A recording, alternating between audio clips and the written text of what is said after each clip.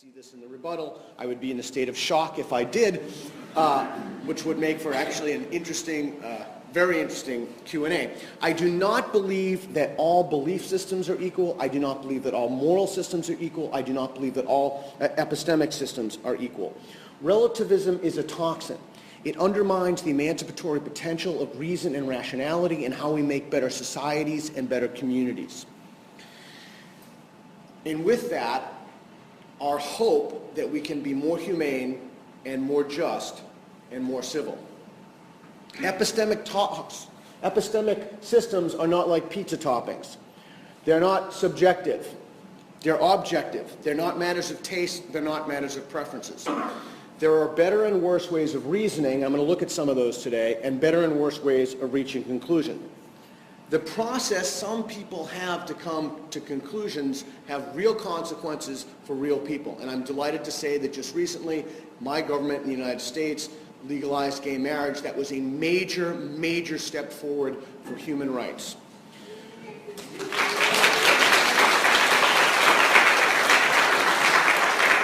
Poor ways of reasoning can and have led us to conclusions that are very hurtful to other people.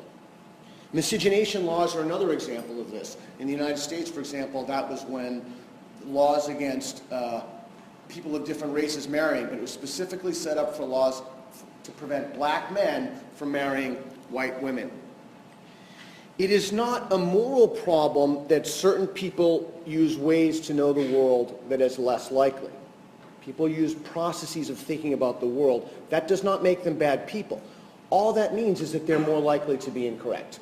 The conclusions they come to are less likely to align with reality. And that becomes a problem of how we come to knowledge. Certain ideas not only can be wrong, but actually are wrong. In science, for example, think about the move from a geocentric, where the Earth is at the center of the universe, to a heliocentric, or into an expansive model in which our sun and our planet is just one of many suns and planets in the universe. Ideas do not become less wrong if more people subscribe to them. If enough people share a common belief, then it becomes culture. It's no less wrong for one to make moral judgments about the actions of an individual, I'm thinking about female genital mutilation among other things, than it is for us to make actions about the judgments of an entire group of people. So it's my hope today that in this presentation, I'll provide you with some fundamental ways to make better, more discerning judgments across multiple domains of thought, and that includes the moral arena. So the purpose of this presentation is to do just that, to provide you with critical thinking skills and tools and lay out a model for critical thinking.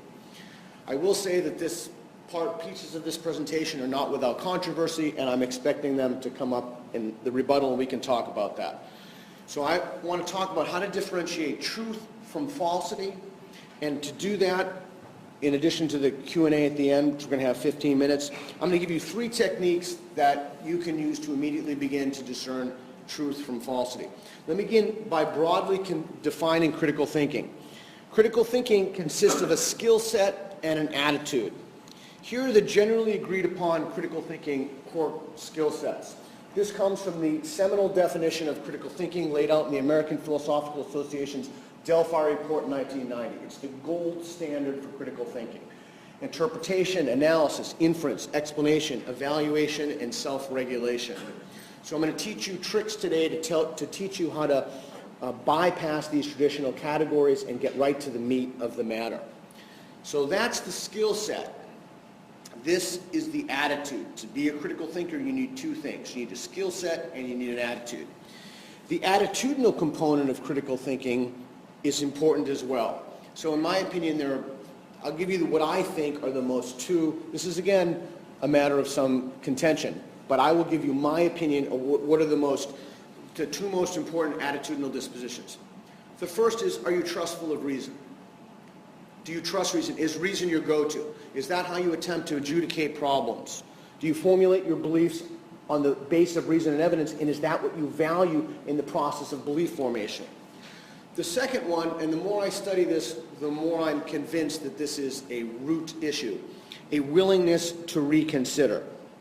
Do people have a willingness to reconsider their beliefs, or they just write something off as anomalous or offensive? And we can talk about this if you want in the Q&A. People have done some fascinating work on this. Dan Dennett, for example, has done some wonderful work on belief and belief.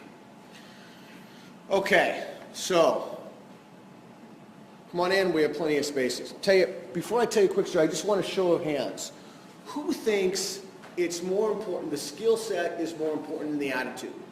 Or here you have three options. Skill set's more important, attitude is more important, or I don't know and I don't care. Who thinks the skill set is more important? Raise your hand. 1, 2, 3.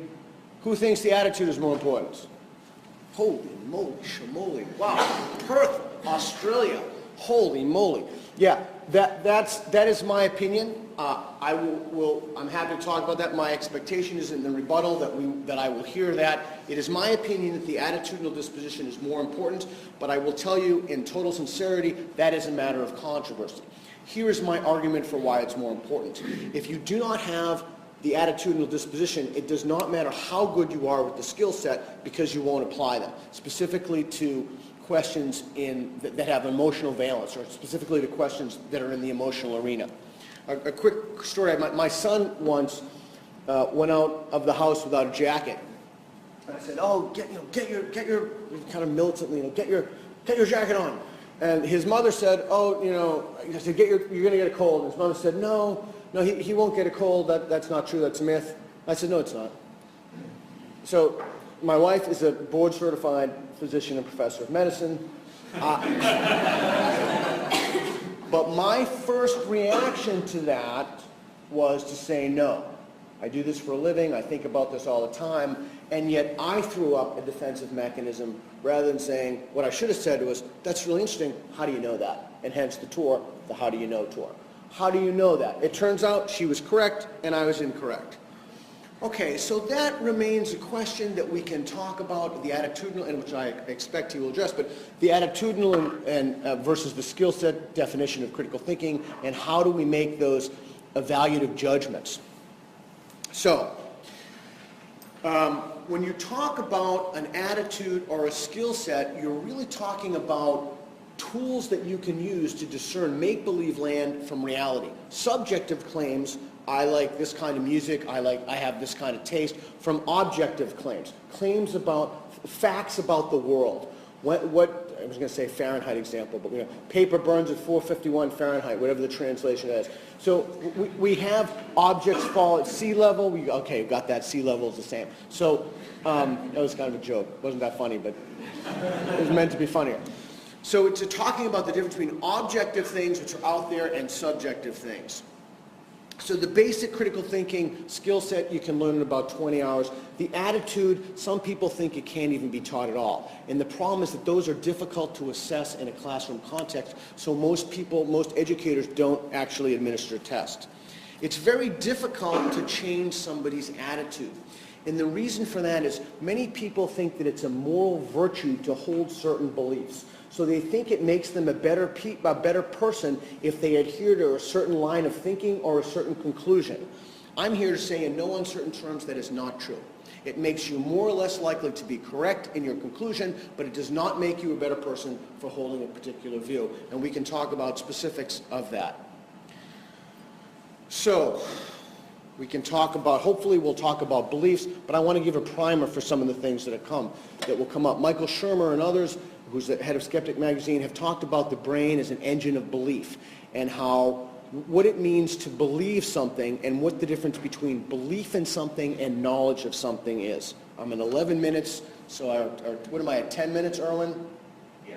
10 minutes, okay. So hopefully if I have time, I want to revisit that, and I hope that in the Q&A, the difference between belief and knowledge can come up, because it's important, because it relates to subjectivity versus objectivity.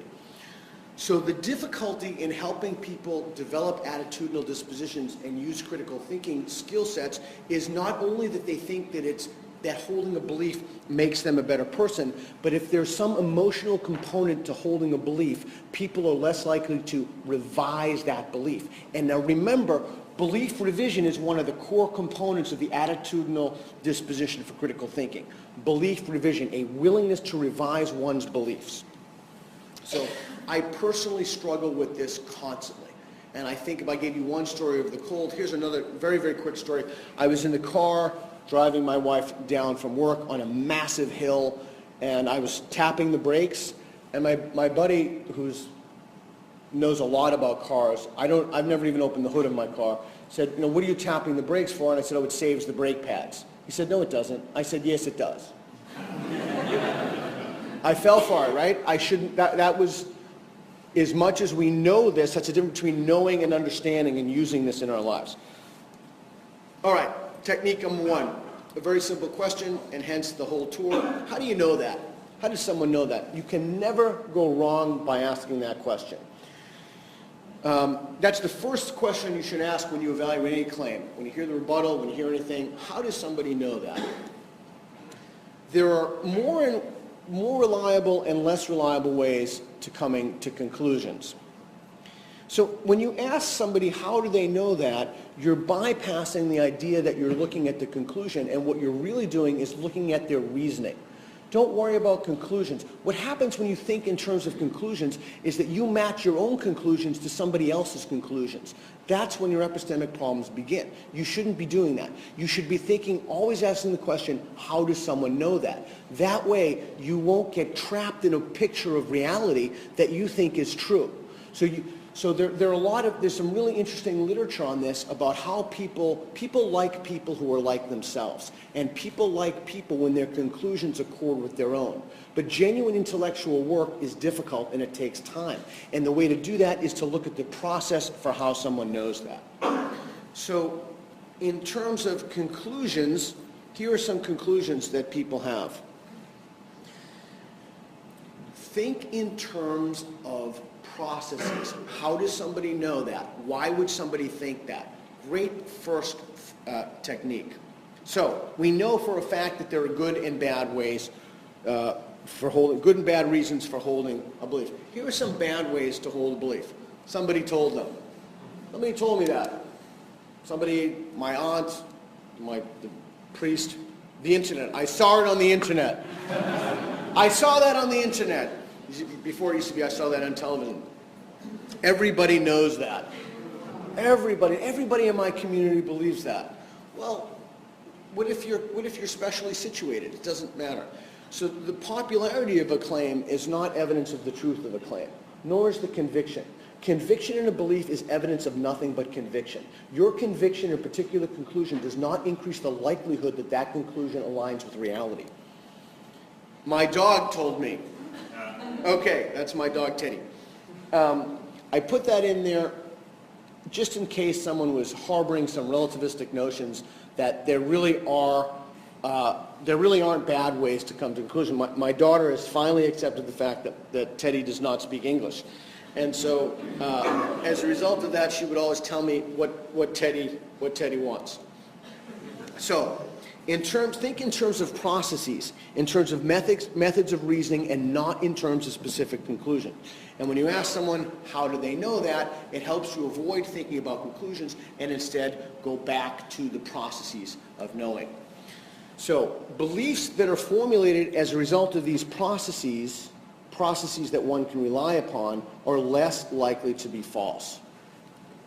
And the best way to do that is to think about evidence. Evidence is crucial in the formation of beliefs. That's the best way to come to knowledge. That may seem incredibly obvious to some people.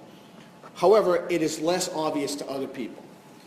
What do I mean by evidence? Well, let's take a step back. It's actually an incredibly complicated question, but really sincerely ask yourself this question. And by the way, the most important disposition that you can have, period, even beyond a willingness to revise your belief, is self-honesty and sincerity and authenticity. If you're not honest with yourself, the conclusions that you're likely to come to, are less likely to be true. Sometimes people want to believe something so badly that they make a barter, that they swap something in their sincerity and their authenticity. What they barter is they barter their will to believe for their wish to find out. Don't do that. Be honest, be authentic, and always look at what you believe, and don't think in terms of what you want to believe. Think in terms of what's true. So, when you ask yourself sincerely, do you really have a justified opinion, for example, about the healthcare system? Do you have a solid grounding in the subtleties and complexities? Many people are very quick to make judgments about things for which they are not experts. If you are not an expert in something, be humble about what it is that you claim to know. Humility is a virtue. Saying I don't know is a virtue. And these things are cultural shifts that we want to make. Do not pretend to know things you do not know. So, if you do not have, this is a homeopathic slide, do you really have sufficient evidence to warrant your beliefs in the complexity of an issue? I don't know what happens to me after I die. We talked a little bit about that last night. I think that that's it. I'm kaput. I think that's what's going to happen. But I am open to evidence to the contrary. If someone can provide me evidence, then we can have a meaningful discussion. I know of no evidence that exists, but I yet remain willing to reconsider my beliefs and trustful of the evidentiary process. An additional complexity to that is something called the Dunning-Kruger Effect. Quick show of hands, who's heard of the Dunning-Kruger Effect? Oh, wow, God, Perth is really like some bastion of intellectual something here. So the idea here is that people who are not competent lack the metacognitive judgment to know they're incompetent. They lack the metacognitive judgment. What does that mean? Two men tried to rob a bank without masks. When they were caught, they were incredulous. They couldn't believe that they got caught. They rubbed lemon juice on their face, and they thought that the rubbing of lemon juice would make them immune from the security cameras. It was then that the researchers realized something. Not only were these men too stupid to rob a bank, they were too stupid to know that they were too stupid to rob a bank. So they lacked the metacognitive ability to make a judgment about their own competence. And that's what happens across multiple fields of inquiry. People are going to make claims that they know things that they could not possibly know. So, what do we need to do? The Dunning-Kruger effect may be hard to avoid, but we need to be humble about what we claim to know. Humility is a virtue. Saying I don't know is a virtue.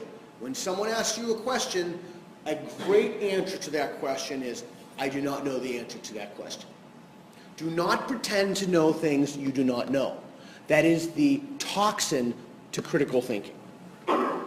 So, it's also, by the way, just parenthetically, a more honest, more sincere, and more authentic way to lead your life, to just say, I don't know. So how does someone know that is technique number one. Always the first question out of the gate. If you do that, that will increase the likelihood that that claim is true. It doesn't guarantee it. But again, it will help you focus on the process and not the conclusion. All right, technique number two, counterexamples. Can you think of an example or an instance of a thing that will make a claim false? You think of something that will make that claim false. So we're going to practice. This is part of the deliverable here. I have a feeling you're a good audience. You're going to throw some out. These are going to increase in difficulty. The odd numbers, 3, 5, 7 are all prime. Therefore, all odd numbers are prime. Give me one. 9. There's a counterexample right there. Boom. Here's another one. Everything natural is good for you. That is clearly false. What's the counterexample? Just say it out. Arsenic is a good one. Yeah. As you're driving home in the car when I used to have terrestrial radio and heard this story about zit cream, and these two women were in a car, and this woman said, "Oh, your face looks great. You know, what do you use?" She said, "Zit away or something." And the other woman said, "Oh, is it good for you?" And she said, "Of course it's good for you. It's all natural." Just because something is good for you, just because something is all natural, that you wouldn't rub poison ivy on your face, right? So think about a counterexample in that sense. Where there's smoke, there's fire. Give me an example of when you can have fire without smoke. Huh? What? Fire without smoke. Yeah, give me an example of when you have one. Smoke generator. What? A smoke generator. A smoke generator would be good. An oven that's been left on would be good. Again, I understand these are basic, but the idea is to habituate yourself into ways of thinking of counterexamples. Counterexamples, counterexamples, counterexamples will increase the likelihood that you'll be able to discern truth and falsity. Really? I have 2 minutes here. Okay. Treat others as you want to be treated. Huh?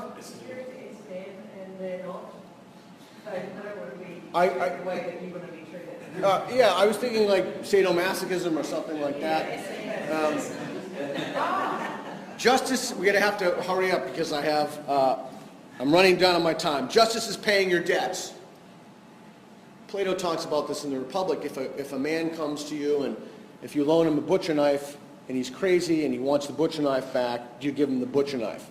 The idea is if someone says something to you, provide a counterexample or a way to call that into question. So counterexamples help develop a discerning mechanism, a tool. Very quickly on this, you don't have to articulate these to other people. You can keep your revelations to yourself. And if you're in a relationship with someone, I would urge you to do just that. All right, so technique number 3, this is very, very important. How could my belief be wrong? In other words, under what conditions would have to be in place for my belief to be false? That doesn't mean it is false. What could I provide you with that would make you, that would facilitate belief revision? So sometimes even asking that question is a way to break through people's internal dogmatism and insincerity that they impose upon themselves. It's also a way to help people doubt and value doubt. Doubt is your friend. Doubt is good. So for a quick example, there's intelligent life on other planets. If you hear that, ask yourself the question, how could that belief be wrong, that there's intelligent life on other planets? Quick. Here's what Carl Sagan said, we could be the first. Someone's got to be the first. Could be us, we don't know. We have an N of 1. We have one planet. We don't know. So we could be the first, but we can also be the last. We don't know.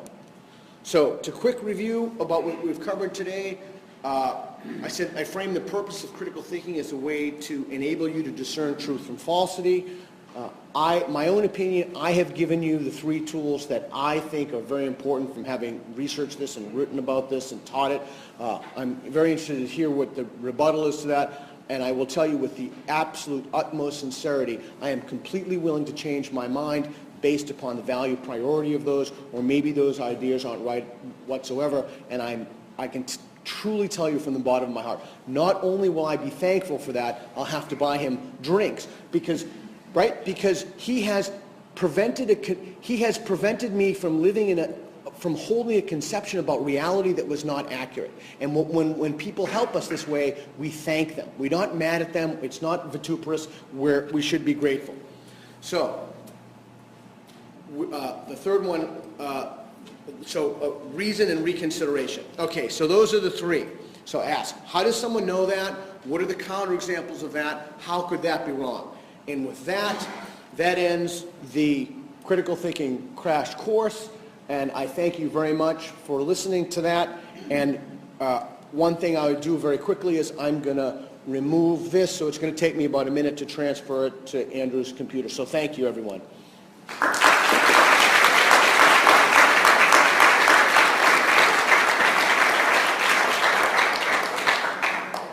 Hi, good morning, everyone. Hi, it's a great delight to be here this morning, to be talking to all of you. And I would like to thank, first of all, the Humanities Society for organizing this talk. And I would like to thank Peter for coming all the way down to Australia to have this series of talks. And I would like to thank all of you for being here. It's a great weather outside, and I'm sure many people enjoy going out and surf and walk in the park, but you all choose to come here. So that's great. And I really hope that this morning's session will be more fruitful and rewarding for you than just going out and walk in the park. Okay. So we learned a great deal from Peter earlier on about critical thinking, and I must say honestly that I agree with almost everything he said. Peter emphasizes on the importance of truth, evidence, and reason, and I couldn't emphasize the importance more than he did. I totally agree that we have to base our beliefs on evidence and reason.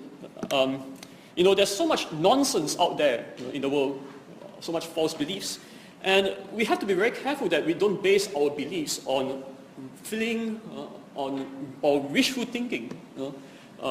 Whether we like the idea that God exists or we don't like the idea God exists, that is not relevant. Whether something exists or not is not dependent on whether you like it or not, right? So we shouldn't base it on our feeling or wishful thinking. We should base it on reasons and evidence. This is so important. And I would like to talk about how then can we know whether God exists or not. Now, Peter and I have agreed that this morning's talk will be on how do you know God exists specifically. Actually, he has agreed that I can speak on this topic. So I shall focus on this particular topic. And I would like to talk about how can we know the truth. And I would like to talk about the fallacy of scientism, which I'll explain later on. And then afterwards, I'm going to give 3 arguments on the basis of which we can conclude that it's more reasonable to believe that there is a God than to believe that there isn't a God. Okay. Now, first of all, I'd like to talk a bit about the relationship between faith and reason. Okay, I'd like to mention that most Christian theologians throughout the centuries agree that believers can give reasons to show that their faith is true, Christianity is true. I have a list of names here. You may not know who they are, but these are some of the greatest theologians throughout the ages. They have agreed on that. And the reason why they agree on that is because you can find the basis of this kind of attitude in the Bible itself.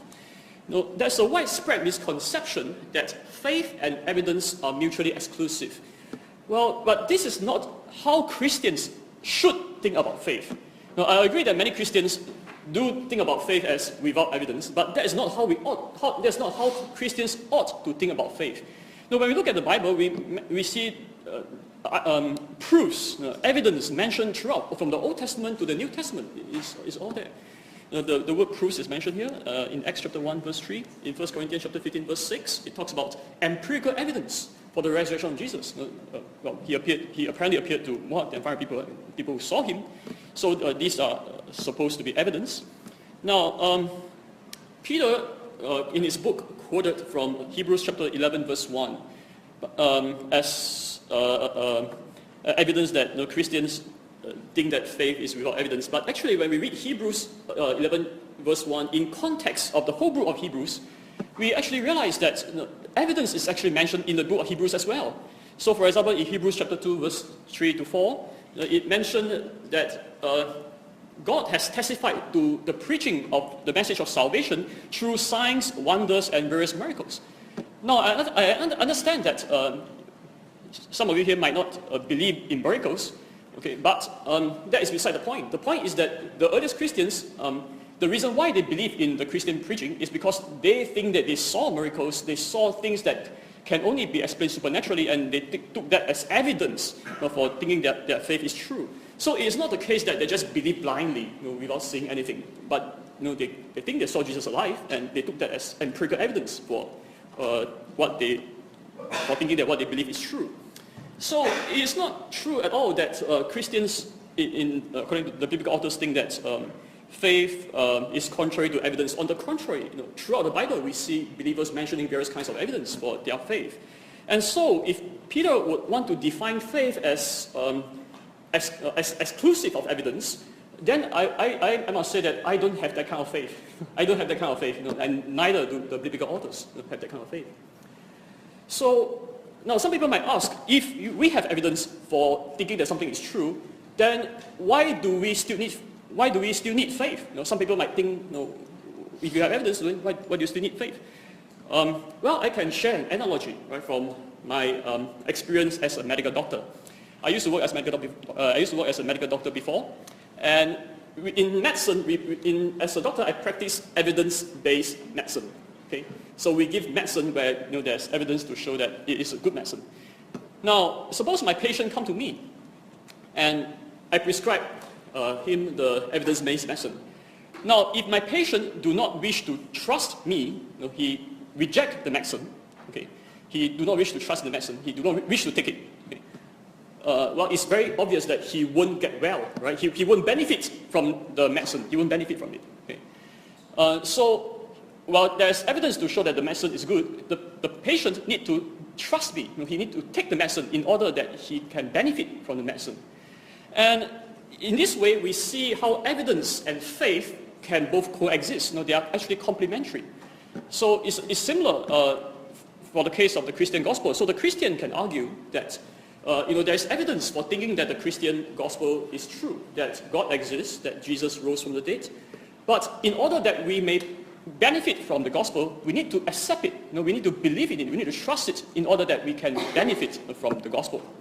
Okay, so in this way, we see that faith and evidence, they are actually complementary. They are not contradictory. Okay, so now I shall go on to talk about how can we know the truth. Now, many people today hold to scientism, which is the view that science is the best method for discovering truth, or that anything that can be known must be known scientifically. And many people also hold to the view that seeing is believing. You have to see it for yourself before you can believe. Okay. Many people hold to these views. But it's interesting that these two views are actually contradict each other. These two views actually contradict each other. Why do I say that? Well, because it's evident that science itself deals a lot with unseen entities. If you know anything about quantum physics at all, you know that quantum particles, they cannot be seen. In fact, most of what goes on in the universe, we can never see. What goes on at the quantum level, we never see at all. But that doesn't mean that scientists don't believe that quantum particles exist. They do. And why do they believe that? Well, because these particles help them to make sense of what they can see. Okay? So the existence of quantum particles will help them to make sense of the phenomena which they can see around them. And so what this shows is that using the scientific way of thinking, we can reasonably infer the existence of unseen entities on the basis of what we can see. That's how science works, actually. It's how people construct scientific models and things like that. And in fact, this is what the Bible says as well. The Bible says that God cannot be seen, okay, but that doesn't mean that we can't know that he exists. In fact, it says that for since the creation of the world, God's invisible qualities, his eternal power and divine nature, these cannot be seen. These are invisible. But this can be seen, how? Being understood from what has been made. Okay, the creation, the universe itself, provides evidence that this must be the work of a creator. Just as quantum physics, people come to the conclusion that quantum particles exist on the basis of the effects that they can observe. So similarly, the Christian can argue that we can come to the conclusion that God exists on the basis of the universe, which is the effect, okay, of the first cause, a divine cause, a creator, a designer of the universe. So by examining the universe, we can come to the conclusion that God exists. Well, at least this is what the Christian would argue. Okay. Now let's think more about scientism itself. Okay. So Peter encourages us to think critically, and we need to think critically. Okay. We need to think critically about scientism. Is this view true? Now, first of all, we need to pay attention to the fact that scientism is not science itself. Okay? It is not a scientific theory of physics or chemistry or biology. Rather, scientism is a philosophical view about science and about reality. It says that reality must be known by science. Okay, so it's a philosophical view of science and reality. Now, I must emphasize here that I agree that science is a great way of knowing. Okay? I grew up studying science. I studied biology, chemistry, physics, and I went into medical school in Singapore. So, I grew up studying science, and I love the sciences. I think it's a great way of knowing. Without science, we can't do medicine, we can't do physics, we can't know a lot of things. So science is a great way of knowing. Okay, we all agree on that. However, we must be aware of the limitations of science. First of all, science cannot exclude the existence of entities which by their nature cannot be detected by the scientific method. Okay, so we must pay attention to this point. Now, many people think that whether God exists or not is a scientific question and should be testable by the methods of science. But actually, this statement assumes that God is supposed to act like a natural entity which behaves in predictable and law-like ways, and therefore can be detected by controlled experiments, like in the test tube, in the lab. But this assumption is false. Okay? Because God, if there is a God, okay, he is not supposed to be a natural entity which can be detected by science. But science detects natural entities, right? Science finds out how the nature works. But God is not supposed to be a natural entity if God exists. He's not supposed to be something like that. He's supposed to be a personal agent who might well freely choose to act in certain ways only on rare occasions. Okay? So we can't expect to test God in a test tube, because God is not supposed to be a thing, something like that. So science is limited in that sense. Secondly, science requires various forms of philosophical reasoning for the development of its explanations. Science requires deductive reasoning, inductive reasoning, statistical, causal reasoning, and the justification of all these methods of reasoning are actually philosophical in nature. Okay. So science cannot answer why scientific results should be valued. Okay. Science itself cannot answer this question. The answer to this question is philosophical rather than scientific. So why should we value science? Why should the power to make predictions be valued as an indication of truth? Now, science is rightly prized for its ability to make predictions, which you can test and confirm using scientific experiments. But why should this be valued as an indication of truth? It's not something that science can answer itself. It's not something that science itself can answer. Rather, this has to be answered philosophically, by using deductive, inductive, causal, and probabilistic reasoning. For example, we can say that it's extremely unlikely that the predicted events just happen by chance. It's more reasonable to think that this happened because it follows the laws of science, etc. But this kind of reasoning is actually philosophical in nature, if you understand what I'm saying. Okay? So this reasoning is philosophical. So science requires philosophy. Science is based on philosophical reasoning.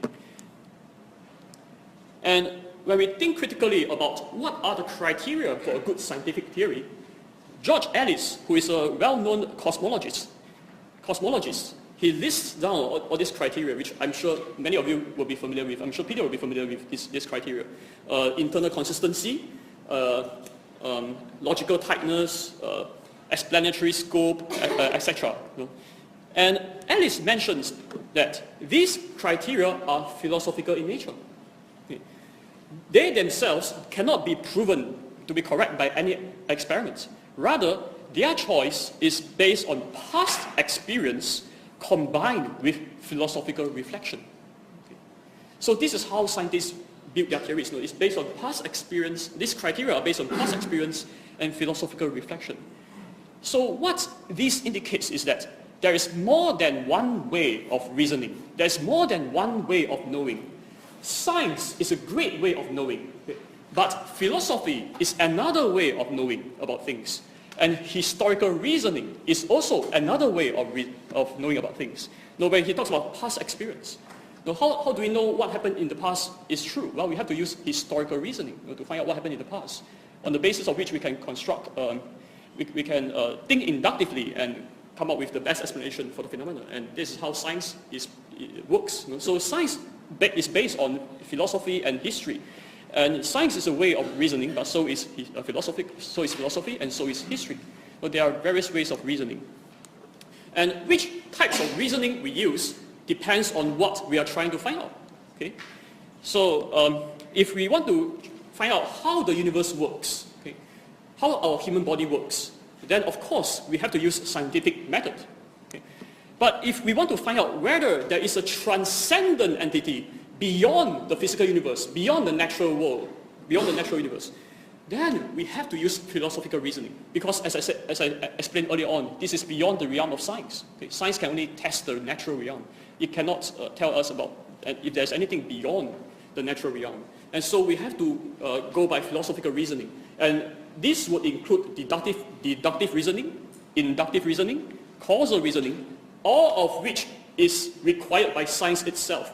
Okay? So if we trust in science, then we should trust in this kind of reasoning too, inductive, deductive, causal reasoning. And I would later on explain that these reasonings actually will lead us to the conclusion that there must be a creator of the universe. Now, if you want to find out whether Jesus resurrected or not, then we have to go by historical reasoning, right? Because it's something that happened in the past. Okay?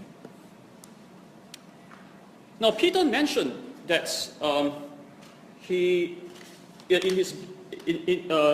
his book that in the last 2,500 years of intellectual inquiry, not a single argument for the existence of God has withstood scrutiny. But I'm glad to hear he mentioned earlier on that he's willing to reconsider his views, if there is good evidence and arguments. And so I would like to, before I present the argument, I would like to highlight first that these arguments, the cosmological argument and the teleological argument, these arguments, as well as the historical argument for the resurrection of Jesus, have stood the test of time. Okay? Now, these arguments have been around for centuries, okay? And they are still being defended today, okay, in leading academic journals and monographs published by leading academic publishers such as Oxford University Press, Cambridge University Press, Wiley Blackwell. These are world top-class academic press in the world. I'm sure Peter will be familiar with this press. These are peer-reviewed academic publishers, and they still do publish arguments, the cosmological, teleological, and historical arguments. Now, I'm sure all of you have received a handout. Okay. In the handout, I listed some examples of these publications, which you can consult, you can check out on your own. And these are just some examples. These are not exhaustive. Okay, there are more examples than these. I've just selected a few only.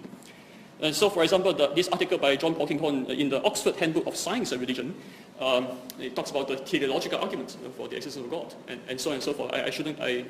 You can look at it yourself. Okay, so these are some of the journal articles and monographs published by this leading academic press.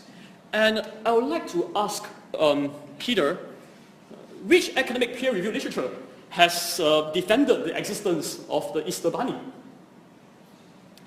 I can't think of any, honestly.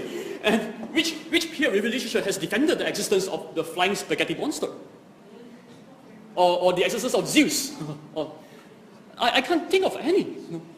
Because these things, we all know that they are myths, they are legends, they are fake. We have no evidence which deserves our serious consideration for any of these things. There isn't anything such as Easter Bunny and things like that. So, but on the other hand, we still find today, in the 21st century, all these these publications published by leading academic press, which defends the existence of God and the resurrection of Jesus. So I hope all of you see the point that it is quite absurd to compare Jesus with Easter Bunny. It's quite absurd to compare the resurrection of Jesus with Easter Bunny, or to compare the existence of God with Zeus or the flying spaghetti monster. I think that such comments are based on ignorance, actually. If we know anything about the academic literature, we find that God is still seriously being discussed and defended today. Okay, so I hope that we will seriously consider this evidence, rather than just dismiss them out of hand without even looking at them. Okay. I'm very glad to hear Peter, he says he's sincerely willing to reconsider the evidence. And I hope that this attitude, and he mentions that attitude is the most important thing. Even before we talk about critical thinking, we must talk about attitude. Are we willing to consider the evidence? Are we willing to seek the truth with an attitude of humility? And to really desire, sincerely wanting to know whether God exists or not, rather than just basing it on our feelings or wishful thinking? Are we really wanting to know? Okay. So I hope that the Bible says that if anyone seeks God with all his heart, he will find God. That's what the Bible promises. And we have this literature which I think deserves our serious consideration. Okay, so I shall conclude my talk with 3 arguments, very briefly, which I think indicates that God exists. Now, the first argument is the teleological argument. Now, we need to ask this question. Why do the unintelligent physical entities of the universe consistently behave in an orderly manner which can be described by elegant and intricate mathematics? Now, the universe doesn't have to be like this. The universe could have been total chaos. Or if the universe has order, it could be just very simple order. It doesn't need all this complicated mathematics in order to exist. So the universe doesn't have to be like this. But why is it like this? I think this is a very good question to ask. In fact, Einstein himself asked this question. We all know that Einstein is one of the greatest scientists of the last century. Well, he says that a priori, one should expect a chaotic world. because that is much more probable. A chaotic world which cannot be grasped by the mind in any way. But on the contrary, we don't observe a world like that. Einstein says, even if man proposes the axioms of a scientific theory, the success of the scientific project presupposes a high degree of ordering of the objective world. Okay? So what he's trying to say is that this idea that laws can be described by mathematical equations is not something that we just construct with our mind. Because even if you construct a theory, in order for your theory to work, the objective world must be of a character, must be of a nature that allows it to be described in such a way. The objective world itself must have a high degree of intricate ordering. And this could not be expected a priori. And Einstein says that this is a miracle which is being constantly reinforced as our knowledge of science expands. So what Einstein is saying here is that science is based on a miracle.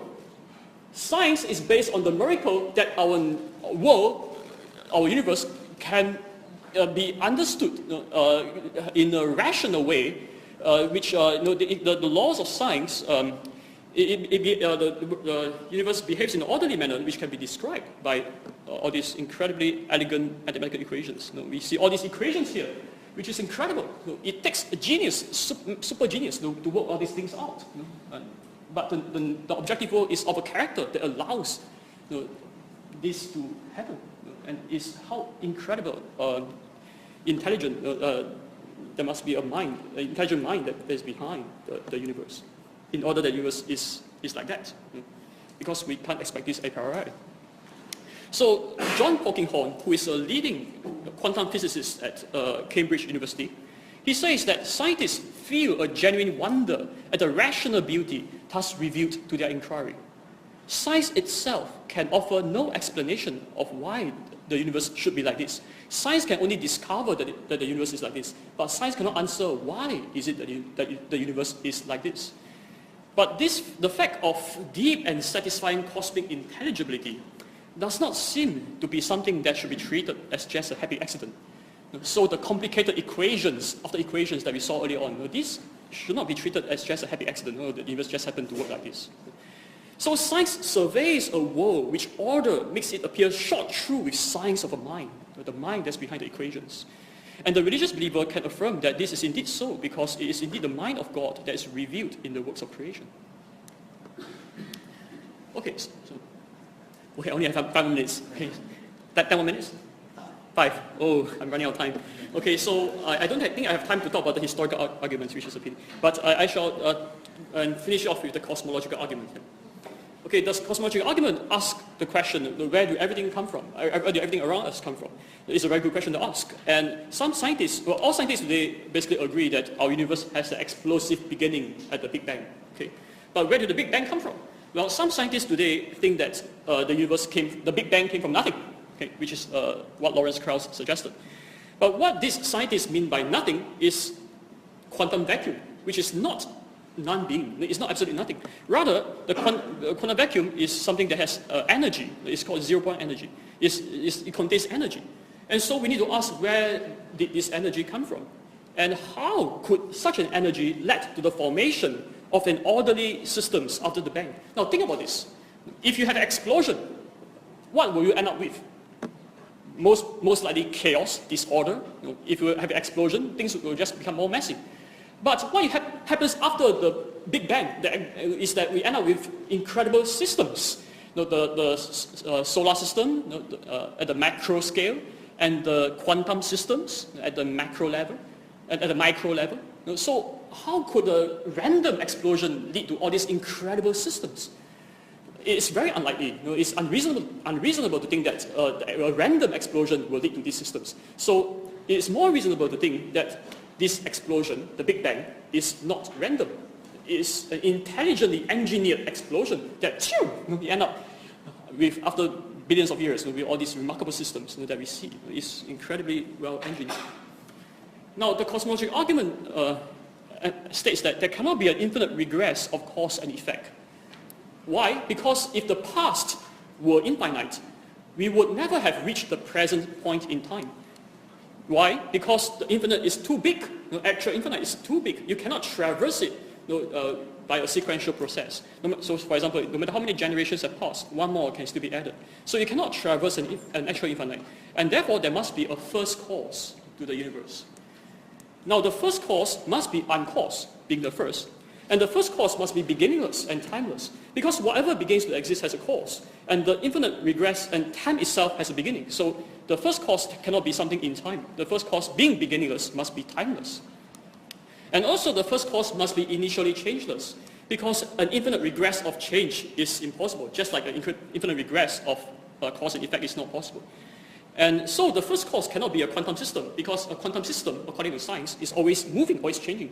So the quantum vacuum cannot be the first cause. And also the first cause must have libertarian free will. Why? Because in order to cause the first effect from an initially changeless in timeless state, the first cause must have, number one, the capacity to be the originator of the first effect in a way that is undetermined by prior events, since the first cause is the first. Okay, it cannot be determined by prior events. And also, the first cause must have capacity to prevent itself from changing. But otherwise, the first cause will be changing all the time. And so, the first cause must be able to originate the change and also to be able to refrain from originating change. And what this describes is what is called free will. It must be able to move, start to move by itself. And also, the first cause must be highly intelligent, because the first cause must be the source of the order of the universe, which can be described by elegant and intricate mathematics. And finally, the first cause must be enormously powerful and the ultimate source of all things in the universe, because it is the first cause. And so a first cause that is uncaused, beginningless, timeless, has free will, and highly intelligent, is the ultimate source of all things in the universe, and enormously powerful. What do we call that? Well, I suppose it's reasonable to call him the personal creator of the universe. And therefore, a personal creator of the universe must exist. And since the creator is the ultimate source of our existence, it is only in him that we can possibly find the meaning and purpose of our lives. Thank you.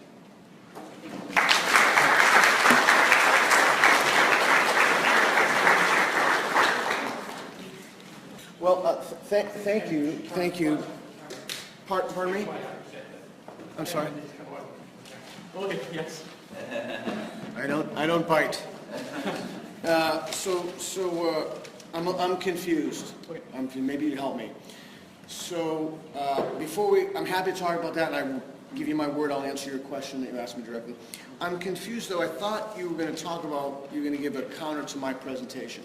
So before we talk about that, I was wondering if there's anything in my presentation that you had a substantive disagreement. If not, we'll just jump on. Did you agree with the things in my presentation?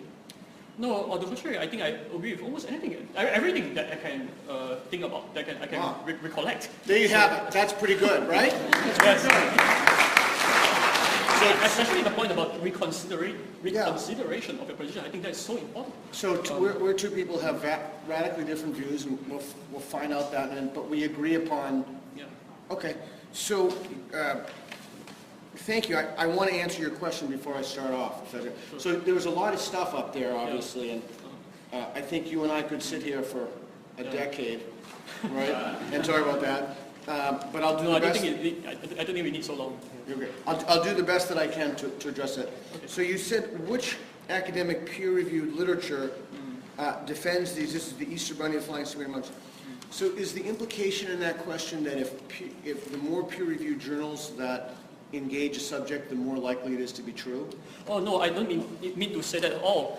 And I don't mean to say that whatever peer-reviewed literature say is the truth. Okay. Now, peer-reviewed journals, articles, monographs, of course, they can make mistakes too. I'm sure all of us agree on that. Yes. But what I want to say is that what is being discussed in peer-reviewed journals and monographs implies that the substance of what is being discussed can still be treated seriously, can still be seriously discussed in a high-level academic environment.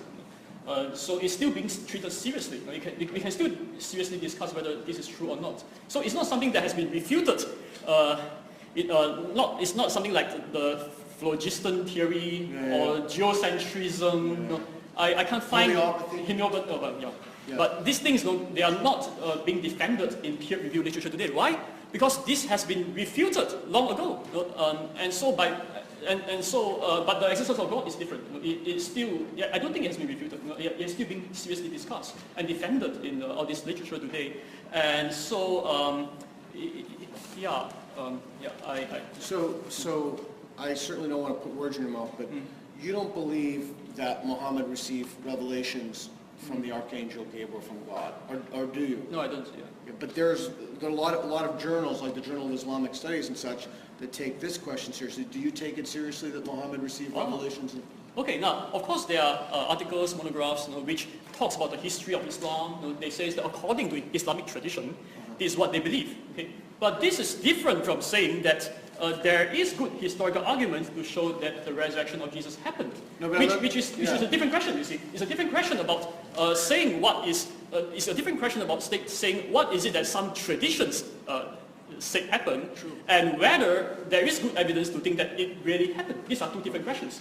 On the first question, yes, we have monographs talking about the history of Islam, what Muslims believe, but I haven't found any peer-reviewed literature that defends the veracity of Gabriel appearing to Muhammad. And if I were to present you with that literature, would you then be willing to reconsider your belief and think that Muhammad received revelations from the Archangel Gabriel? Well, if you can provide a literature that attempts to prove that Gabriel appeared to Muhammad in the peer-reviewed literature published by Oxford or Cambridge, etc., University Press, I'll be willing to look at the evidence. Right. So now in the Quran it says, and I know I'm not a Quran scholar, I don't think you are. I've done a bit of study when I did my PhD on the resurrection, on the incarnation. Yeah. Oh, okay. Anyway, yeah, so we have genuine differences of opinion between Muslims and Christians about the resurrection. We agree that there are different opinions. Yeah. So how do you think those disagreements should be adjudicated? Well, I think they have to be adjudicated on the basis of reasons and evidence. I agree. So getting back to this idea that about, and I'm only starting with that because that's the question he asked. I thought that was fair that I directly responded. I didn't cherry pick it or anything. You asked me the question. So getting back to that Journal of Islamic Studies or whatever journals we happen to have, when arguments are made for the veracity of the claims, you think a reasonable person should take those arguments seriously because they're in peer-reviewed journals? Yeah, I think they need to take it seriously and examine it, and also look at both sides, and not just look at one side. So we know that in the academic journals, sometimes they write papers to criticize one another's position. So I think we need to consider both sides. We shouldn't just read from one side. Yeah. But sometimes, there's a journal of, now I don't know your metaphysical, I know some of your metaphysical beliefs, but there's which I should probably ask what your metaphysical beliefs are, but there are some journals, like the Journal of Creation Studies, that they do not accept the facts of evolution. Yeah, those journals are not published in this kind of high-level academic. Yeah. Okay. So just so that I understand how you come to knowledge. Oh, sorry, I thought he was telling me about the time. Yeah. I'm so paranoid about the time. So just so I can understand how you come to knowledge, the way you come to knowledge is if something is published in a high-tier academic journal, you would give it consideration? I will give it consideration, but ultimately I will have to go back to reasons and evidence. And what are the reasons? All right. Yeah, so that's good. So one of the things you said in the beginning, and you can ask me questions. I don't have a monopoly on the question here. So I suppose I'm going to go through specific things you said, but I need to know for myself about your beliefs so I can frame these. So do you believe, this is not a trick question, it's a very sincere, honest question. Do you believe at any one point in history there was ever a talking snake? Ever a talking snake? Well, how is that question relevant to whether God exists or not? Well, it's relevant because it teaches me what your ontology and your metaphysics is. So, for example, I'll answer that question, but why don't you answer the question first, and then I'll answer how it's relevant. Do you think there was ever a talking snake? No, the reason why I ask whether is it relevant or not is because we can ask questions about the Bible from Genesis to Revelation, and we can keep talking for the rest of the decade. We can talk for 1 decade about the Bible from Genesis and Revelation. But I don't think we need to talk about this. But don't in order- obfuscate. Please let me answer. But you are obfuscating. It's a yes or no question. No. Let me finish what I'm saying. Okay, what I'm saying is that in order to know whether God exists or not, okay, we don't have to answer all the questions in the Bible first before we can come to the conclusion whether God exists or not. Okay, rather, in order to know whether God exists or not, what we have to answer is, well, the cosmological argument, the teleological argument, and this would show that the Creator exists, and the historical argument would show that the resurrection happened, and it will show that Jesus is God. So in order for someone to become a Christian, you don't have to answer all the questions about the Bible first before you become a Christian. Even I myself haven't answered. So in order for someone to become a Christian, all he needs to answer are two questions. Number one, is there a God? Number two, is Jesus God? If there are good reasons for these two conclusions, that there is a God and Jesus is God, then I think we ought to be Christians. We ought to believe Jesus. And as for whether there's a talking snake or not, we can answer all these questions after we have believed. So I guess we have it's really, like, if you ask me if there's a talking snake, could you do that? Out of curiosity, but it's not No, relevant. I do not believe it's a talking snake. That took 1 second. Okay. So, it's a very sincere question. I'm not screwing with it. No, I really I understand. Yeah, I really want to know. Do you uh, believe at one point there was ever a talking snake? Don't obfuscate, just a simple yes or no question. Yes, I do believe, yeah. But Okay. the reason why I said what I said earlier on is because you can keep on asking me questions, whether there's a talking snake, whether there is Jonah was swallowed by the whale. You can ask me all these questions, which I think will take away too much of our time here. No, I think it's essential to the whole question. I don't think it's essential to whether God exists or not. Does it? I don't think it's essential. Does it trouble you that you think there was a talking snake? Not at all. I suppose if there is a God, then and if there is evil spirits, and you mentioned about that, you saw the devil earlier on? I did. I have videos of the devil. Yeah, okay. So I do. I can show you on my thing. He's in the Tasmanian Zoo.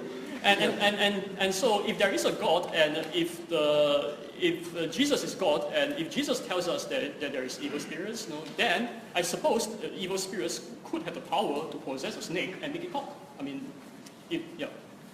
I have to be honest with you. I find it unbelievably concerning that belief doesn't concern you.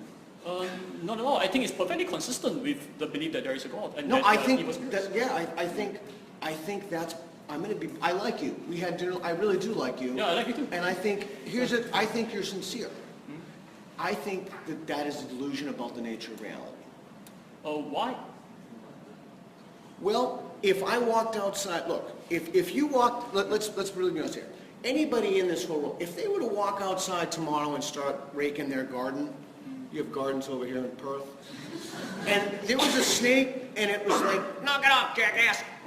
You would be freaking out. You would be freaking out. I will be. Yeah. I would be freaking out. I agree. Yeah. And But that doesn't mean I that, can't believe anybody in here wouldn't say they'd be freaking out about that. Yeah. Well, the fact that we don't observe it now doesn't imply that it didn't happen in the past. Okay. All right. Look, I want to use our time as efficiently as possible. Yeah. But the reason I ask you that question is because that lets me understand the ontology, the metaphysics, the conception of the nature, the stuff in the universe that you have, and then I can figure out the further questions you ask. You said. But let me just clarify that Yeah, my belief in God is not based on whether there's a talking snake or not. So even if there isn't a talking snake, I suppose Genesis chapter 1 to 3, some historians, some biblical scholars actually interpret that differently. They say that it might be allegorical or whatever. Different Christians have different views about this. Okay? So I'm not saying that this is something that's essential, that you have to believe in this before. No, I know you're not a hegemon or anything. I'm open to reconsideration. Yeah, if you yeah. can, yeah. So I want to say that this is not essential to the crucial question. I'm not asking you to speak for our Christian. I'm just asking for you what you believe. Yeah, So I personally believe, but even if I'm wrong about that, that doesn't mean that God doesn't exist. That doesn't mean that I'm wrong about God. So you said something that was super interesting to me. Okay. Perked up about a lot of things that you said. And obviously we don't have time to go through the hundred thing. You said about the Bible, you need to believe it in order to trust it. No, I said that you need to believe it in order to benefit from its promises. But that doesn't increase the likelihood that it's true. I agree with you. The reason why I think it's true is not based on belief, it's based on evidence. Belief is based You on... believe that it's true because it's based on the benefits? No, it's based on evidence, I said. Oh, I was going to say, that would be shocking. No, I said evidence. I'm sorry, I said evidence. All right, sorry. Yeah, Sorry about yeah. that. That would have been an interesting... Then I would have demanded that the Q&A be extended for a period of time. So, the other thing is, and again, you're free to ask me any questions you want. You said that the universe and if I got this wrong, would you please tell me? Okay. Yeah. You said that the universe... So wait a minute, can I clarify? Yeah. Is 10 minutes that he questioned me and then 10 minutes I questioned you? Or? I think it's 15 total. Yeah, we can continue with the questioning. It's okay. I think it's very interesting. Okay, because I do want to ask some Yeah, questions. you can ask me any question you want. So how about I do this one, and then you ask me questions? Sure, okay. And then I really want to make sure that, like we spoke about, that everybody really should have an opportunity. And the other thing is that we're going to give us an extra... We're going to be here afterwards, so if you want to ask us a question, that if you have a question, we can get time to... He's going to be here, and he can answer your question, I can answer it. So no one's going to walk out of here feeling shortchanged, right? Okay. So you said that the universe provides evidence that there must be a creator. I've never understood, like I legitimately, I know really smart people who believe that, and can you help me understand that? Okay. So I explained it using the logic of the cosmological argument, which I ran through earlier on. Yeah. That there cannot be an infinite regress of causes and effects, and therefore there must be a first cause. But just in your own words, how does the universe providing evidence, how does what there is, how do you make an inference from this to a creator? Well, the universe has causes and effects, right? So if you ask where do I come from, I say I came from my parents. Okay. If you ask where do my parents come from, I said I came from my parents' parents. Okay. And the question, so we know that causes and effects are present within the universe. Okay. And if you keep on asking, you can go all the way back to where did the first humans come from, where did the first life come from, where did the Milky Way came from, where did the universe came from.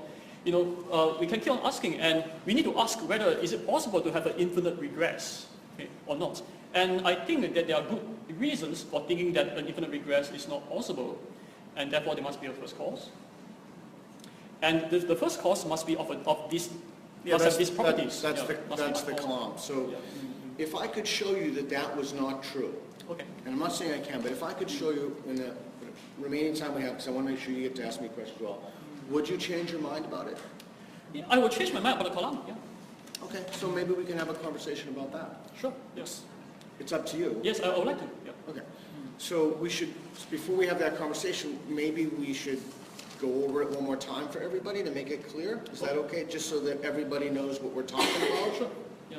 So you want to do that, or you want me to do it? I'm talking too much, you can do it. Okay, let me go through again the column argument. Now, it says that it cannot have an infinite regress, and let me explain more why I don't think that infinite regress is possible. Now, so I talked about whether there be infinite regress. I came from my parents from my parents' parents, etc. Okay. So now let's think about it in a reverse way. Okay. So I have 3 daughters. Okay. So you can consider me as the first generation, and they are the second generation. And if my daughters marry and have children, they'll be the third generation, starting from me. So starting from me, I'm the first generation. My children, second generation. My grandchildren, the third generation. And we want to ask the question whether could there be an actual infinite number of generations? Okay. If my children's children keep on having children, and they have children, no matter how many generations have passed, one more can still be added. So if you reach 1,000 generations, you can still add one more, 1,001. If you reach 1 billion generations, you can still add one more, 1,000,000,001. Okay. So what this shows is that this kind of sequential process can never arrive at an actual infinite. You can never hit an actual infinite. Okay, and why? Because an actual infinite is too big. It's bigger. What the definition of actual infinite means bigger than any finite. Okay, bigger than infinite. So that's the meaning of actual infinite. So you can never traverse an actual infinite. You can never reach an actual infinite starting from this point. Now, we need to realize that the distance from this point to an actual infinite is the same distance as from an actual infinite to this point. Since you cannot reach an actual infinite from this point because the actual infinite is too big, similarly, likewise, you cannot have reached the present point in time from an actual infinite past because the distance is the same and it's impossible to traverse it. Okay? And what this implies is that the past could not have been an actual infinite, because if the past were an actual infinite, we would never have reached this present point in time. But we are all here right now. Okay? We have all reached the present point in time. And so what this implies is that the past could not be an actual infinite. So you can, and therefore there must be a beginning to time. There must be a first cause, which is the source of everything in the universe. So I'll put that in a way that makes it easy for me to understand. If you think this is an unfair characterization or it's unclear, just let me know. Everything that begins has a cause, which would be the first premise. The second premise would be, I can't look at that, I can't be distracted. Everything that begins has a cause. Everything that exists has a cause. The universe exists, therefore the universe must have a cause. So people put another premise in there and say, the cause of a thing can't be itself, so it has to be something outside of itself. So the cause of the universe couldn't be the universe, it has to be something transcendent or outside the universe. Therefore, the universe has a cause that's outside of itself. That's how I take it to be at a oversimplified, but a easy to understand level. When you stated, when you restated the argument just now, I think you missed out one word. Yeah.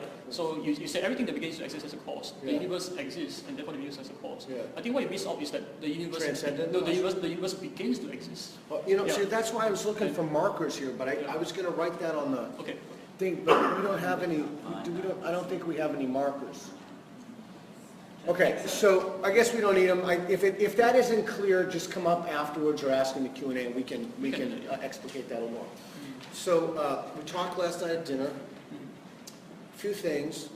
Isn't the best way to find out if that's true through physics and science? Isn't the best way to figure out, as Sean Carroll said in his debate with William Lane Craig at Caltech, we have multiple competing models of the nature of reality. And some of those have beginnings, some of those do not have beginnings. Now, I am not a string theorist, I'm not a particle physicist. In fact, I count on my fingers. So I am not positioned to make a judgment about Stenger or Krauss or those guys.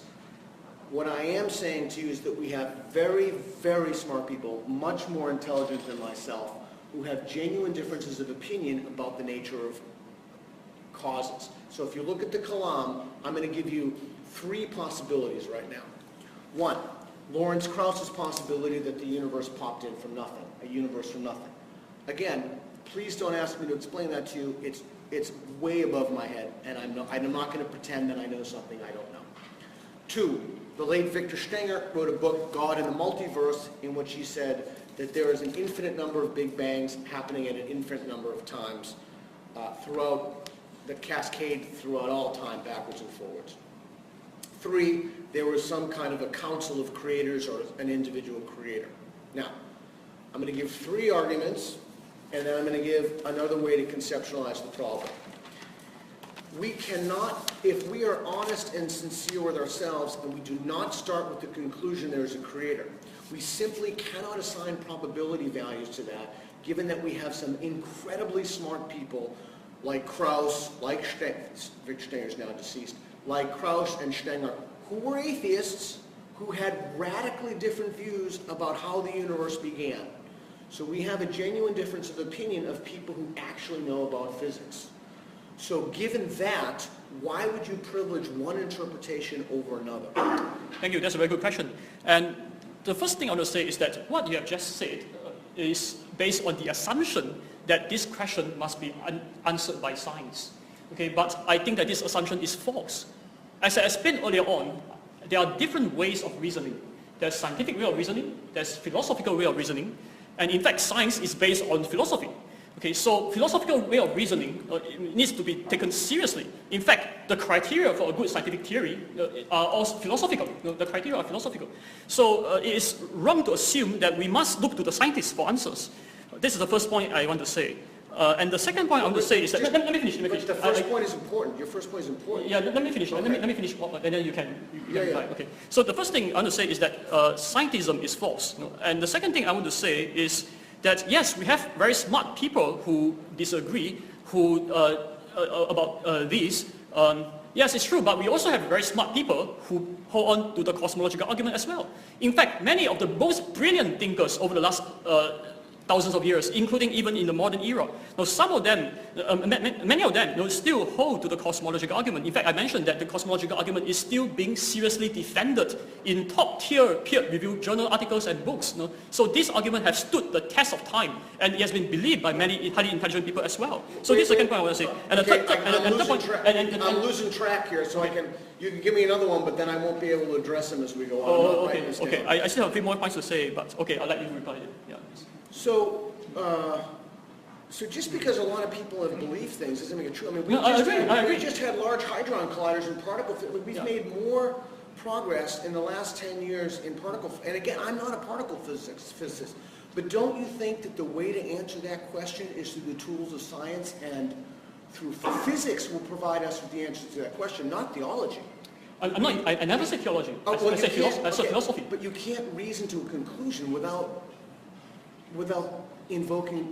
physics. I think I already answered earlier on that to come to the conclusion whether there is a transcendent cause beyond the natural world, this question is beyond science, because science can only study the natural world. And rather, we have to go by philosophical reasoning. In fact, science requires philosophical reasoning anyway.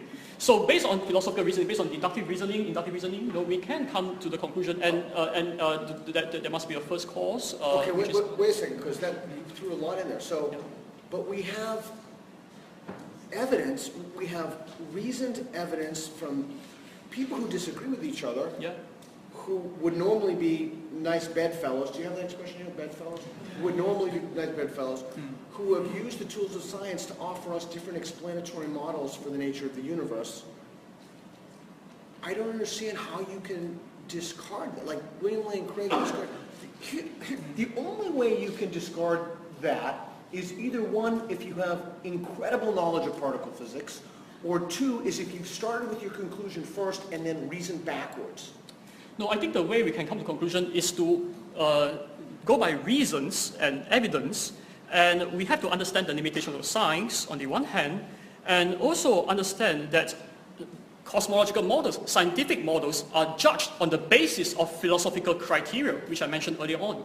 And what happens in the case of many of these models is that they have ignored serious philosophical problems with their models. So for example, the model that postulates an infinite past, that we have cycles and cycles of universe, that model neglected the problem of traversing an actual infinite, which I demonstrated earlier on. You cannot traverse an actual infinite. But scientists who came up with such models, they ignored the philosophical problems. But you cannot do that, because in order to evaluate whether a model is a good one, you have to consider philosophical criteria. So this is one point why there's so much problems with this. And the other problem is that why there are such disagreements. I think that the disagreements in many cases concerns the processes of how the universe came about. And science can study that. Science can study the processes. Science can study how the universe works, as I mentioned earlier on. But to answer the question of ultimate origins, you have to consider philosophy.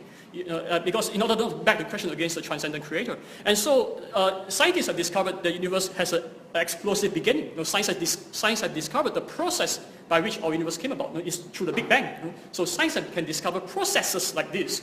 And different scientists have different ideas about what are the processes before the Big Bang. Some scientists' trials suggested there was a quantum vacuum before the Big Bang. Others think that there are other universes before the Big Bang. So all these disagreements concerns the processes of how we arrive at this present point in time. But these disagreements does not refute the logic of the cosmological argument at all. It doesn't. We are out of time. Thanks. I want to throw to the audience, and please be assured that there's going to be a bit of sausage sizzle outside, so you'll be able to speak to our speakers more personally in the garden outside rather than here. So, yes, the question lady at the back. Thanks for the engaging debate. I wanted to ask both of you one question, but just to get there, I wanted to make a couple of points, which I did write down in case I got nervous. Okay. So I just want to say that I'm glad that you both agree that critical thinking and reevaluation is an absolute essential for a moral world and a correct world. And like Andrew, I'm a doctor, and I think actually all three of us are probably agreeing that science is fallible, that we have intelligent people that disagree, and they're all scientists. Yes. And we have people that recognise something outside of science could also be true. Okay? And I wanted to say that the lack of evidence to prove something is not the same as having evidence to disprove it. Okay, that's pretty simple. And the existence of people believing something is not evidence that it's true. And that goes for Christians, which would be his argument, but also goes for like Andrew. But just because Einstein believes something doesn't make it true. The inability to explain something ought to lead to the answer, I don't know, which is one his point, which I agree with people do. And that is for both of us, or three of us, the Big Bang. So, Peter, you've explained that you don't know what started the universe, and that multiple scientists don't know. And Andrew, I think, well, I'm not sure if you actually can see this point that you don't know either. But my question is to both of you is why, and I don't know, Peter, what your religious background is like, why are you both not promoting and accepting agnostic belief? Do you believe that there are werewolves that are running around out there right now? No. Okay, so you're not a werewolf agnostic, you're a werewolf atheist. Right? Yeah. Me too. With regard to virtually every supernatural, there's not a scintilla of evidence for any scientific... But I would say to you, I don't have proof that there's no werewolf. Okay. And morally speaking, like, just philosophically speaking, no one has given definitive proof for or against Okay. the exact answer for what the Big Bang was, or what whether you yourself have given three options. Yeah, so that's a great question. So in order to seriously I have a difficult time seriously entertaining some of the claims he made. Not all of them, some of them I think are very important in there. We ought to have the dialogue about those things. In order to seriously get to the level of maybe, I think we're rather betwixt by language. To get to the level of maybe, you have to have sufficient evidence that would put you there. There are no werewolf droppings. There are no werewolves running around. No, but as far as I know, nobody has videos of werewolves. That would get you to a maybe. There is simply... The lack of evidence is not evidence itself. So you don't have evidence for a scientific, complete knowledge of where it's come from. You don't have evidence for theological reasoning either. I would put it to you that no one in the world knows what has created the universe. So why aren't we all agnostic? Can I answer You that? don't have evidence either. Okay. Now let me answer your question. The reason why I'm not an agnostic is because I do think that there are good reasons and evidence for thinking that God exists, a creator exists. In fact, I already presented them. Well, I think that evidence was pretty flawed. Why? Because you base evidence on the fact that the Bible uses the word proof. No. Just because the Bible says that there were proofs, just because there were thousands of years of people who believed in Christianity, you use that as evidence. No. I'm sorry, but I think you have misunderstood my presentation thoroughly. No, when I used the word proof earlier on from the Bible in the earlier part of my presentation, I was trying to address how Christians ought to think about the relationship between faith and reason.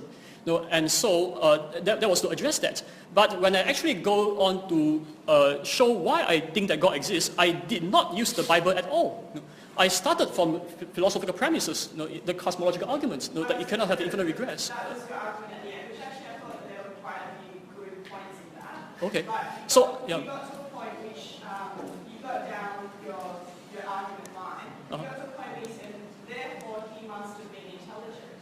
Well, I mean, that's an assumption. Well, no, I didn't just assume it. I give reasons for it, right? I said that it must be intelligent because it must, being the first cause, it must be the originator of everything in the universe, including the laws of science, which has this incredible, intricate order that can be described by mathematics. And if I...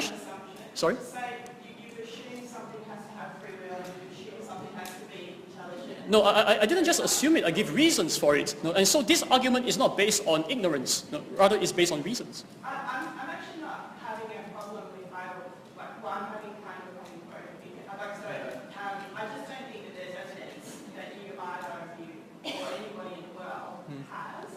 So I would suggest, Peter, based on what I would agree completely with, if you don't know something, you should say you don't know. So I would suggest that all of us know. If I've been unclear with that, let me re-articulate myself. Not only do I not know how the universe got here, we have multiple and Sean Carroll, again, I would encourage you to watch that with Sean Carroll. We have multiple conflicting analyses of evidence from people who are actual physicists, unlike us, who have substantive disagreements about the nature of reality. The way to answer those questions is through science. The problem with invoking the supernatural realm with anything, well, there are multiple problems. That would be like a 20-minute answer.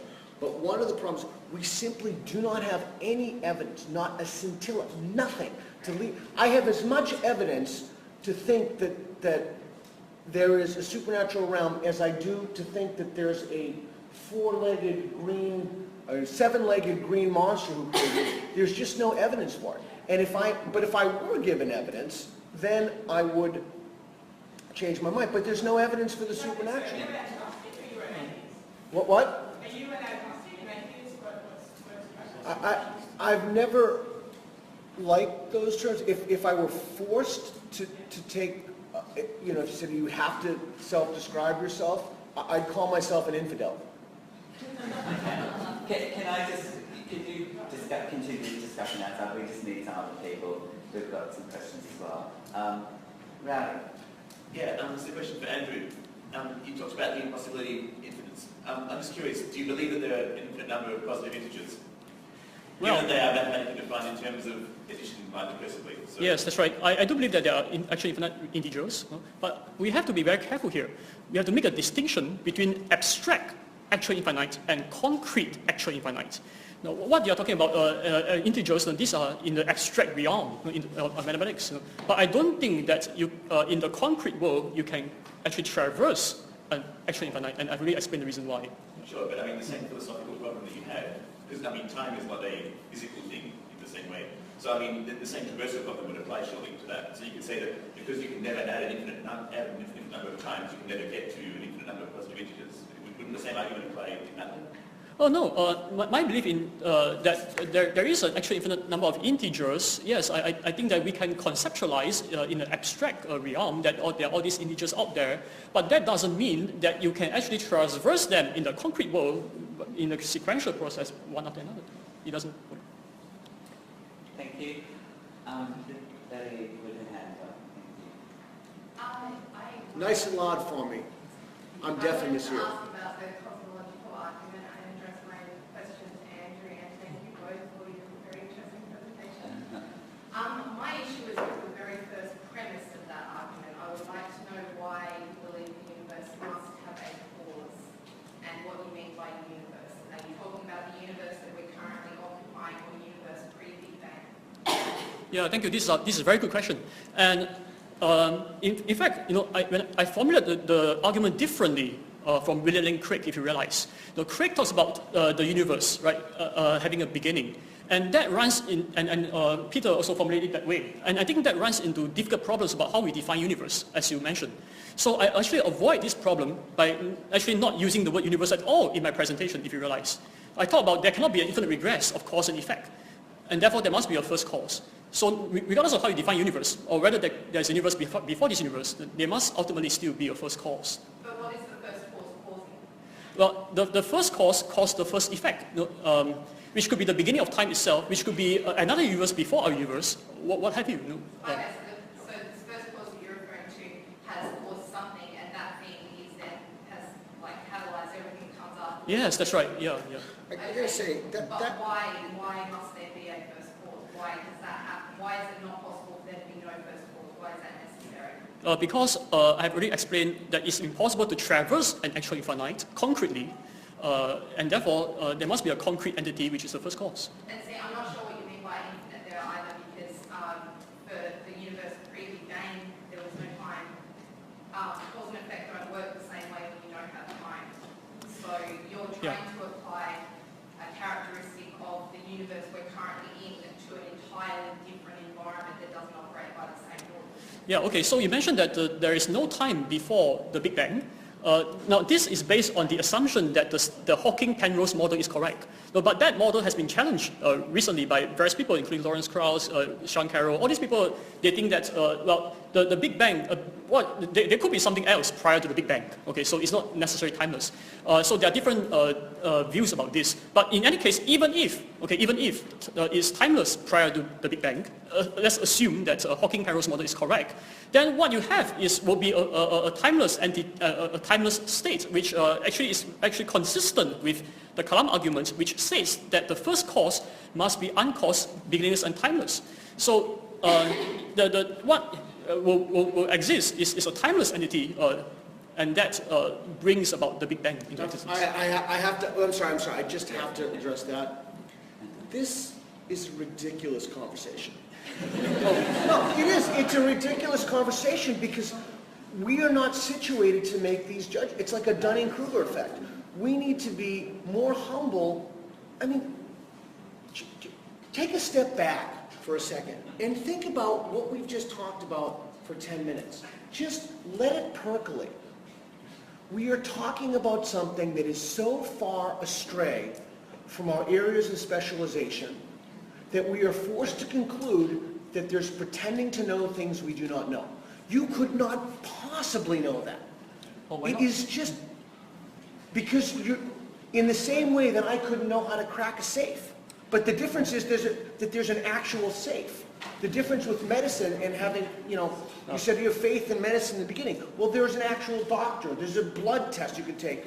You're now talking about you're extending the warrant of confidence so far beyond the evidence that you're talking about things of which we should not be having this conversation right now.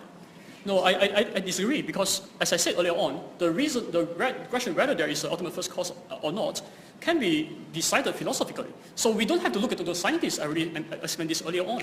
Now, yes, I don't have expertise in cosmology. I'm not a scientist, but I have expertise on philosophy, and I publish articles in the philosophy journals published by Cambridge University Press, and Cambridge doesn't publish nonsense. So there is something that we can be seriously discussed here. So I don't think we have wasted our time, actually. I don't think we have wasted our time. I think this argument needs to be taken seriously. Many intelligent people in the past have accepted it. That doesn't mean make it true. I mean, intelligent people can disagree about things, and intelligent people might be wrong, but that doesn't mean that what intelligent people talk about is a necessary waste of time. I think we need to follow the reasons and arguments and come to the best conclusion. Can I just interrupt? We're 3 minutes from 1 o'clock, and I think the doors are going to lock because of how things are situated here. We'll have one last question from that gentleman who's been putting up his hands. Thanks very much. Just a quick one. Some of your statements seem to contradict to me. You suggested that science was the best way to know the physical world. It's the best way to know how the physical world works. Yeah. And you suggested that, from my understanding, your God has an effect within the physical world. You don't believe that it's a God outside of the physical world, but he actually has effects within the physical world. I believe that there's a God, a creator, who is initially beginningless and timeless, which means that it's beyond time, it's kind of transcendent in that way. But you believe that he performs miracles? This transcendent entity, he caused the first effect in time. It started everything going, and he could also act in the universe as well if he wants. Yeah, if he wants. Yeah. So if he acts in the universe, then surely there should be some signs of that action. But if he has an effect in the physical universe, then surely there should be some way of knowing that through science. Which you said science wasn't the best way. No, I think that if the first cause does choose to act in the physical world once it has started, then that will be an event that can be studied by history as well. Because if God acted in not the first cause, I'm sorry, getting away from Yeah. If there's a miracle in the world caused by God, then surely we should be able to study and measure that. If it creates an effect in the world, then it has to set aside the physical principles of the world. Shouldn't we be able to measure that? We can study miracles. In fact, some people have tried to do that. If you look at a book published by Harvard University Press, it's called Testing Prayer. Now, this book actually attempts to study some of these miraculous answers to prayer, which is published by Harvard. Look, there's sausage sizzle outside. Thank you. It's going to be there. Thank you. And I'm sure they're going to make it available.